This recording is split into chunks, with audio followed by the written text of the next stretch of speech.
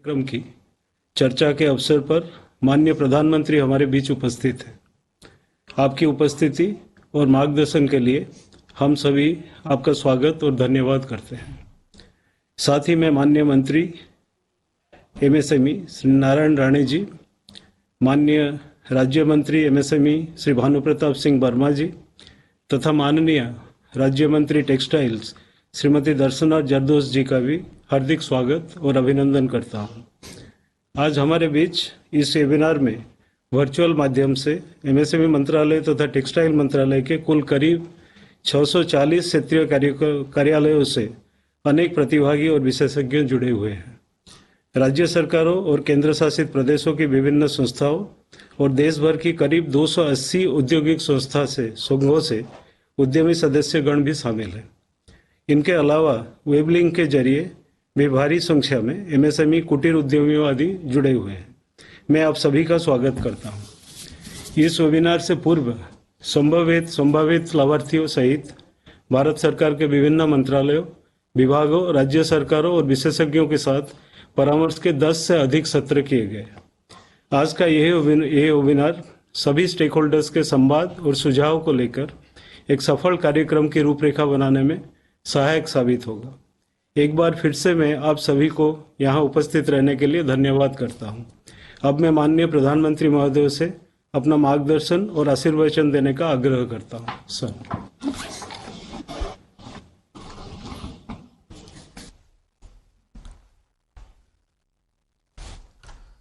नमस्कार जी। पिछले कई दिनों से बजट के बाद वेबिनार का एक सिलसिला चल रहा है। पिछले 3 साल से बजट के बाद बजट को लेकर के स्टेक होल्डर से बात करने की एक परंपरा हमने शुरू की है और जो बजट आया है उसको हम जल्दी से जल्दी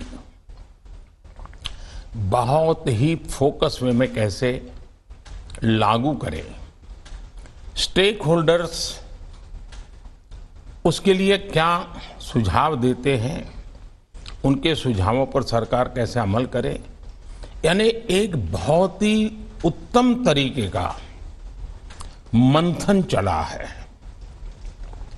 और मुझे खुशी है कि सभी एसोसिएशंस, व्यापार और उद्योग से जुड़े हुए, बजट का जिनके साथ सीधा संबंध है, चाहे वो किसान हो, महिला हो, युवा हो, आदिवासी हो, हमारे दलित भाई बहन हो, सभी स्टेक होल्डर्स और हजारों की तादाद में और पूरा दिन भर बैठे बहुत ही उत्तम सुझाव निकले हैं। सरकार को भी उपयोग में आए ऐसे सुझाव आए हैं। और मेरे लिए खुशी की बात यह है कि इस बार बजट के वेबिनार में बजट में ये होता, वो न होता, ये होता, ऐसी कोई चर्चा करने के बजाय सभी स्टेक होल्डर्स ने इस बजट को कैसे सर्वाधिक उपकारक बनाया जाए, इसके क्या रास्ते हो सकते हैं, इसकी सटीक चर्चा की है। ये हमारे लिए लोकतंत्र का एक नया और महत्वपूर्ण अध्याय है। जो चर्चा संसद में होती है, जो चर्चा सांसद करते हैं, वैसे ही गहन विचार जनता जनार्दन से भी मिलना अपने आप में बहुत ही उपकारक ये एक्सरसाइज है। आज बजट का ये वेबिनार भारत के करोड़ों लोगों के हुनर, उनके कौशल को समर्पित है। बीते वर्षों में हमने स्किल इंडिया मिशन के माध्यम से, कौशल विकास केंद्रों के माध्यम से करोड़ों युवाओं की स्किल बढ़ाने, उन्हें रोजगार के नए अवसर देने का काम किया है। कौशल जैसे क्षेत्र में हम जितना स्पेसिफिक होंगे, जितनी टारगेटेड अप्रोच होगी उतने ही बेहतर परिणाम मिलेंगे। पीएम विश्वकर्मा कौशल सम्मान योजना, और उसको अगर सरल भाषा में कहना है तो पीएम विश्वकर्मा योजना, ये इसी सोच का नतीजा है। इस बजट में पीएम विश्वकर्मा योजना के ऐलान से आमतौर पर व्यापक चर्चा हुई है, अखबारों का भी ध्यान गया है, जो अर्थवेत्ता हैं उनका भी ध्यान गया है, और इसलिए इस योजना की घोषणा ही एक आकर्षण का केंद्र बन गई है। अब इस योजना की आवश्यकता क्या रही? क्या इसका नाम विश्वकर्मा ही रखा गया? कैसे आप सभी स्टेक होल्डर्स इस योजना की सफलता के लिए बहुत ही अहम है। इन सभी विषयों पर कुछ बातें मैं भी करूंगा और कुछ बातें आप लोग चर्चा से मंथन करके निकालेंगे। साथियों, हमारी मान्यताओं में भगवान विश्वकर्मा सृष्टि के नियंता और निर्माता माने जाते हैं। उन्हें सबसे बड़ा शिल्पकार कहा जाता है, और जो विश्वकर्मा की मूर्ति के लोगों ने कल्पना की, उनके हाथों में सारे अलग अलग औजार हैं। हमारे समाज में अपने हाथ से कुछ ना कुछ सृजन करने वाले, और वो भी औजार की मदद से करने वाले, उन लोगों की एक समृद्ध परंपरा रही है। जो टेक्सटाइल के क्षेत्र में काम करते हैं उनकी तरफ तो ध्यान गया है, लेकिन हमारे लुहार, स्वर्णकार, कुम्हार, बढ़ई, मूर्तिकार, कारीगर, राजमिस्त्री अनेकों हैं जो सदियों से अपनी विशिष्ट सेवाओं की वजह से समाज का अभिन्न हिस्सा रहे हैं। इन वर्गों ने बदलती हुई आर्थिक जरूरतों के मुताबिक समय समय पर खुद में भी बदलाव किया है। साथ ही इन्होंने स्थानीय परंपराओं के अनुसार नई नई चीजों का विकास भी किया है। अब जैसे महाराष्ट्र के कुछ हिस्सों में हमारे किसान भाई बहन अनाज को बांस से बने एक स्टोरेज स्ट्रक्चर में रखते हैं, इसे कांगी कहते हैं, और इसे स्थानीय कारीगर ही तैयार करते हैं। इसी तरह अगर हम कोस्टल एरिया में जाए, तटीय इलाकों में जाए, तो समाज की जरूरतों को पूरा करने के लिए तरह तरह के शिल्प का विकास हुआ है। अब केरला की बात करें तो केरला की उरू बोट पूरी तरह हाथ से तैयार की जाती है। मछली पकड़ने वाली इन नौकाओं को वहां के बढ़ई ही तैयार करते हैं। इसे तैयार करने के लिए विशेष तरह का कौशल, दक्षता और विशेषज्ञता चाहिए होती है। साथियों, स्थानीय शिल्प के छोटे पैमाने पर उत्पादन और उनके प्रति लोगों का आकर्षण बनाए रखने में कारीगरों की भूमिका महत्वपूर्ण होती है। लेकिन दुर्भाग्य से हमारे यहां उनकी भूमिका एक प्रकार के समाज के भरोसे ही छोड़ दी गई और उनकी भूमिका को सीमित कर दिया गया। स्थिति तो ये बना दी गई कि इन कार्यों को छोटा बताया जाने लगा, कम महत्व का बताया जाने लगा। जबकि एक समय था, ऐसा भी था कि इसी से दुनिया भर में हमारी पहचान थी। ये निर्यात का एक ऐसा प्राचीन मॉडल था जिसमें बहुत बड़ी भूमिका हमारे कारीगरों की थी। लेकिन गुलामी के लंबे कालखंड में ये मॉडल भी चरमरा गया, उसको बहुत बड़ा नुकसान भी हो गया। आजादी के बाद भी हमारे कारीगरों को सरकार से एक जो इंटरवेंशन की आवश्यकता थी, बहुत ही सुघड़ तरीके से इंटरवेंशन की आवश्यकता थी, जहां जरूरत पड़े मदद की आवश्यकता थी, वो नहीं मिल पाई। नतीजा ये हुआ कि आज अधिकांश लोग इस अनऑर्गेनाइज्ड सेक्टर से सिर्फ अपना जीवन यापन करने के लिए कुछ कुछ जुगाड़ करके गुजारा कर लेते हैं। कई लोग अपना पुश्तैनी और पारंपरिक व्यवसाय छोड़ रहे हैं। उनके पास आज की आवश्यकताओं के अनुसार ढलने के लिए सामर्थ्य कम पड़ रहा है। हम इस वर्ग को ऐसे ही अपने हाल पर नहीं छोड़ सकते। ये वो वर्ग हैं जो सदियों से पारंपरिक तरीकों के उपयोग से अपने शिल्प को बचाए हुए हैं। ये वो वर्ग हैं जो अपने असाधारण कौशल और यूनिक क्रिएशन से अपनी पहचान बनाए हुए हैं। ये आत्मनिर्भर भारत की सच्ची भावना के प्रतीक है। हमारी सरकार ऐसे लोगों को, ऐसे वर्गों को नए भारत का विश्वकर्मा मानती है और इसलिए उनके लिए विशेष तौर पर पीएम विश्वकर्मा कौशल सम्मान योजना शुरू की जा रही है। ये योजना नई है लेकिन महत्वपूर्ण है। साथियों, आमतौर पर हम एक बात सुनते रहते हैं, मनुष्य तो सामाजिक प्राणी है और समाज की विभिन्न शक्तियों के माध्यम से समाज व्यवस्था विकसित होती है, समाज व्यवस्था चलती है। कुछ ऐसी विधाएं होती हैं जिनके बिना समाज का जीवन बसना भी मुश्किल होता है, बढ़ने का तो सवाल ही नहीं होता है। इसकी हम कल्पना ही नहीं कर सकते।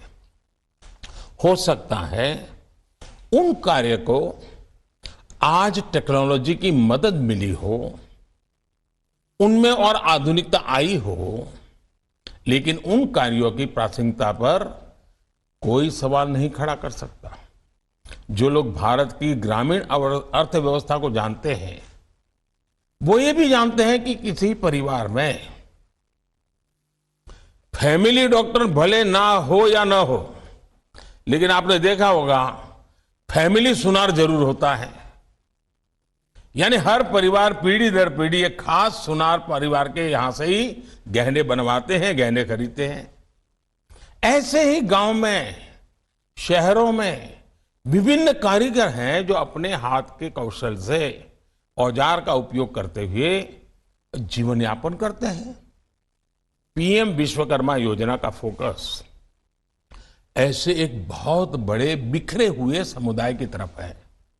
साथियों, महात्मा गांधी के ग्राम स्वराज की कल्पना को देखें तो गांव के जीवन में खेती किसानी के साथ ही अन्य व्यवस्थाएं भी उतनी ही महत्वपूर्ण होती हैं।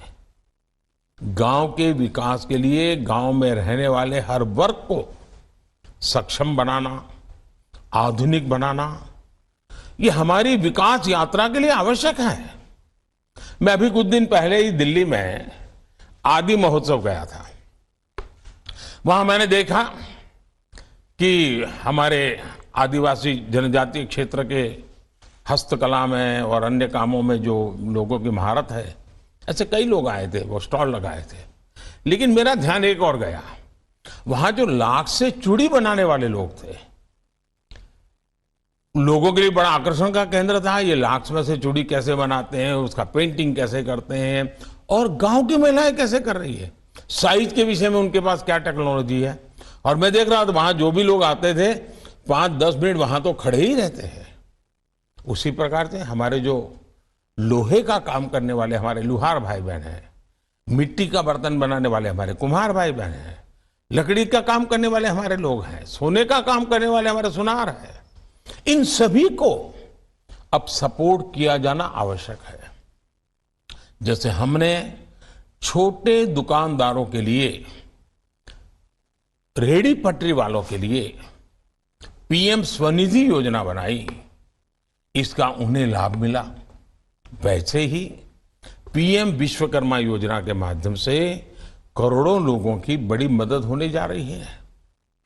मैं एक बार यूरोप के किसी देश में गया था, ये बहुत साल पहले की बात है। तो जो गुजराती वहाँ ज्वेलरी के बिजनेस में है, ऐसे लोगों से मिलना हुआ।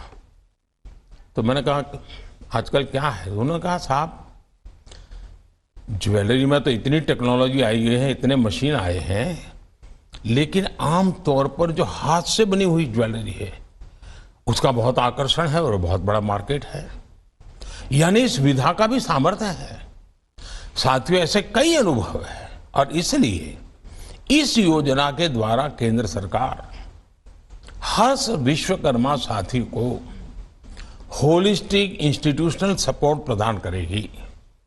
विश्वकर्मा साथियों को आसानी से लोन मिले, उनका कौशल बढ़े, उन्हें हर तरह का टेक्निकल सपोर्ट मिले, ये सब सुनिश्चित किया जाएगा। इसके अलावा डिजिटल एम्पावरमेंट, ब्रांड प्रमोशन और उत्पादों के बाजार तक पहुंच बनाने की व्यवस्था भी की जाएगी। रॉ मटेरियल भी सुनिश्चित किया जाएगा। इस योजना का उद्देश्य पारंपरिक कारीगरों और शिल्पकारों की समृद्ध परंपरा को संरक्षित तो करना ही करना है, उसका बहुत विकास करना है। साथियों, अब हमें स्किल इंफ्रास्ट्रक्चर सिस्टम को उनकी आवश्यकताओं के अनुसार नए सिरे से तैयार करने की जरूरत है। सरकार आज मुद्रा योजना के जरिए करोड़ों रुपए का लोन बिना बैंक गारंटी दे रही है। इस योजना का भी हमारे विश्वकर्मा साथियों को ज्यादा से ज्यादा लाभ देना है। हमारे जो डिजिटल साक्षरता वाले अभियान है उनमें भी हमें अब विश्वकर्मा साथियों को प्राथमिकता देनी है। साथियों, हमारा उद्देश्य आज के विश्वकर्मा साथियों को कल का बड़ा एंटरप्रेन्योर बनाने का है। इसके लिए उनके बिजनेस मॉडल में स्थायित्व जरूरी है। इसे ध्यान में रखते हुए हम उनके बनाए प्रोडक्ट को बेहतर बनाने, आकर्षक डिजाइनिंग, पैकेजिंग और ब्रांडिंग पर भी काम कर रहे हैं। इसमें ग्राहकों की भी जरूरतों का भी ध्यान रखा जा रहा है। हमारी नजर सिर्फ स्थानीय बाजार पर ही नहीं है, बल्कि हम ग्लोबल मार्केट को भी टारगेट कर रहे हैं। आज यहां जुटे सभी स्टेक होल्डर से मेरा आग्रह है कि वो विश्वकर्मा साथियों की हैंड होल्डिंग करें, उनमें जागरूकता बढ़ाएं, उन्हें आगे बढ़ने में मदद करेंगे। इसके लिए आप सबसे आग्रह है कि हम सब जितना जमीन से जुड़े लोगों से जुड़े, इन विश्वकर्मा साथियों के बीच कैसे जाएं, उनकी कल्पनाओं को कैसे पंख दें। साथियों, कारीगरों, शिल्पकारों को हम वैल्यू चेन का हिस्सा बनाकर ही उन्हें मजबूत कर सकते हैं। उनमें से कई ऐसे हैं जो हमारे एमएसएमई सेक्टर के लिए सप्लायर और प्रोड्यूसर बन सकते हैं। उन लोगों को टूल्स और टेक्नोलॉजी की मदद उपलब्ध कराकर उन्हें अर्थव्यवस्था का अहम हिस्सा बनाया जा सकता है। उद्योग जगत इन लोगों को अपनी जरूरतों के साथ लिंक करके उत्पादन बढ़ा सकता है। उद्योग जगत उन्हें स्किल और क्वालिटी की ट्रेनिंग भी दे सकता है। सरकारें अपनी योजनाओं में बेहतर तालमेल बना सकती है और बैंक इन प्रोजेक्ट्स को फाइनेंस कर सकते हैं। इस तरह ये हर स्टेक होल्डर के लिए विन विन सिचुएशन हो सकती है। कॉरपोरेट कंपनियों को कॉम्पिटिटिव प्राइस पर क्वालिटी प्रोडक्ट मिल सकता है। बैंकों का पैसा ऐसी योजनाओं से लगेगा जिस पर भरोसा किया जा सकता है और इससे सरकार की योजनाओं का व्यापक असर दिखेगा। हमारे स्टार्टअप्स भी ई कॉमर्स मॉडल के द्वारा शिल्प उत्पादों के लिए बड़ा बाजार तैयार कर सकते हैं। इन उत्पादों को बेहतर टेक्नोलॉजी, डिजाइन, पैकेजिंग और फाइनेंसिंग में भी स्टार्टअप से मदद मिल सकती है। मुझे उम्मीद है कि पीएम विश्वकर्मा के द्वारा प्राइवेट सेक्टर के साथ साझेदारी और मजबूत होगी। इससे प्राइवेट सेक्टर की इनोवेशन की ताकत और बिजनेस के अवसर का हम पूरा फायदा उठा सकेंगे। साथियों, मैं यहां मौजूद सभी स्टेक होल्डर से कहना चाहूंगा कि वो आपस में चर्चा करके एक मजबूत कार्य योजना तैयार करें। हम उन लोगों तक पहुंचने की कोशिश कर रहे हैं जो बहुत दूर सुदूर क्षेत्रों में भी रहते हैं। उनमें कई लोगों को पहली बार सरकारी योजना का लाभ मिलने की संभावना है। ज्यादातर हमारे भाई बहन दलित, आदिवासी, पिछड़े, महिला और दूसरे कमजोर वर्गों से ही हैं। इसलिए एक व्यवहारिक और प्रभावशाली रणनीति बनाने की जरूरत है, जिसके द्वारा हम जरूरतमंदों तक पहुंच सके और उन्हें पीएम विश्वकर्मा योजना के बारे में बता सके, उन तक योजना का लाभ पहुंचा सके। एक समय सीमा तय करके हमें मिशन मोड में काम करना ही है। और मुझे विश्वास है कि आप आज जब चर्चा करेंगे तब आपके पास बजट ध्यान में होगा, साथ साथ ऐसे लोग ध्यान में होंगे, उनकी जरूरतें आपके ध्यान में होगी, उसको पूर्ण करने का तरीका क्या हो सकता है, योजना की डिजाइन क्या हो, प्रोडक्ट क्या हो, ताकि हम सच्चे अर्थ में लोगों का भला कर सके। साथियों, आज ये वेबिनार का आखिरी सत्र है। अब तक हमने 12 वेबिनार किए हैं, बजट के अलग अलग हिस्सों पर किए हैं और बहुत मंथन हुआ है। अब परसों से पार्लियामेंट शुरू होगी तो एक नए विश्वास के साथ, नए सुझावों के साथ सभी सांसद संसद में आएंगे और बजट पारित होने तक की प्रक्रिया में और नई प्राण शक्ति नजर आएगी। ये मंथन अपने आप में एक अनोखा इनिशिएटिव है, उपकारक इनिशिएटिव है और पूरा देश इससे जुड़ता है, हिंदुस्तान के हर जिले जुड़ते हैं। और जिन्होंने समय निकाला, इस वेबिनार को समृद्ध किया, वे सभी अभिनंदन के अधिकारी हैं। मैं एक बार फिर आज जो सब उपस्थिति है उनका भी अभिनंदन करता हूं और अब तक सभी वेबिनार को जिन्होंने चलाया है, आगे बढ़ाया है, उत्तम सुझाव दिए हैं, मैं उनका भी बहुत बहुत धन्यवाद करता हूं। बहुत बहुत शुभकामनाएं।